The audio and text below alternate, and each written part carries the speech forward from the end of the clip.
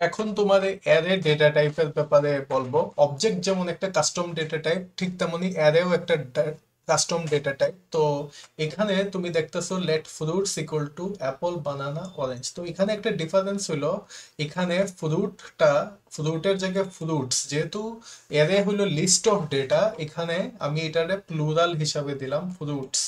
আর এখানে ইকুয়াল সাইনের পরে এখানে যে জিনিসটা দেখতাছো, এই জিনিসটারে বলে হলো একটা স্কোয়ার ব্র্যাকেটস। তো স্কোয়ার ব্র্যাকেট দেওয়ার কারণে এই জিনিসটা এটার ভিতরে একটার উপর একটা ডেটা দিতে পারবো। এখানে এটার লিস্ট অফ ডেটা মানে অনেকগুলো ডেটা তুমি এখানে সাজাইতে পারো। নর্মালি একটা ফ্রুট যদি হইতো তাহলে একটা স্ট্রিং হইতো, একটা অ্যাপল হইতো। এখানে আমি লিস্ট অফ স্ট্রিং, এখানে টোটাল তিনটা ফ্রুটের একটা লিস্ট ডেটা টাইপ তৈরি করলাম, অ্যাপল, বানানা, অরেঞ্জ। তো অ্যারে এই নর্মালি এই ব্র্যাকেট নোটেশন ইউজ করে, লেট লিস্ট ইকুয়াল টু এই ব্র্যাকেট, এখানে একটা এমটি অ্যারে তৈরি হইলো। এমন একটা অ্যারে তৈরি হয়েছে যেটার ভিতরে কোনো কিছু নাই, এটা হলো এমটি। তো এটার ভিতরে তুমি স্ট্রিংও দিতে পারো, নাম্বারও দিতে পারো, বুলিয়ানও দিতে পারো, আবার অবজেক্টও দিতে পারো। অবজেক্টও এটার ভিতরে দেয়া যেতে পারে, এবং এগুলা কমার মাধ্যমে, কমা দেয়া দিয়ে একটা একটা সেপারেট ভ্যালু করা যায়।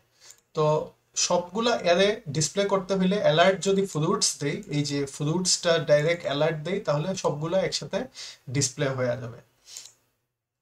তো নর্মালি আমরা একটা লিস্ট বা অ্যারে তৈরি করি, কোনো কিছু list, an array of, array for a list of something, যেমন list of users, list of likes, blogs, photos and any listable items. মনে করো অনেকগুলো ইউজার আছে, অনেকগুলো স্টুডেন্ট আছে, সবগুলা স্টুডেন্টের একটা লিস্ট বানানোর জন্য একটা অ্যারে ডেটা টাইপ ইউজ করা হয়। তো array starts with zeroth index, zeroth position, 1th position, 2th position and so। মানে এই যে প্রথম যে আইটেমটা, এটার মান হলো জিরো, মানে 0 নম্বর পজিশনে এটা আছে, 1 নম্বর পজিশনে বানানা আছে, এবং 2 নম্বর পজিশনে অরেঞ্জ আছে। এইভাবে তো অ্যারের এই কনসেপ্টটা খুবই ইম্পর্টেন্ট।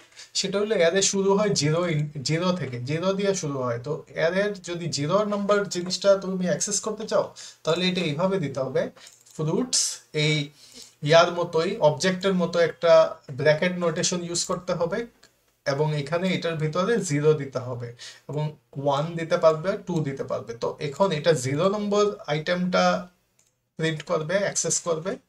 এটা করবে হলো 1 নম্বর আইটেমটা, এবং এটা করবে হলো 2 নম্বর আইটেমটা। তো এটা রান করি, এই যে অ্যাপল, বানানা, অরেঞ্জ।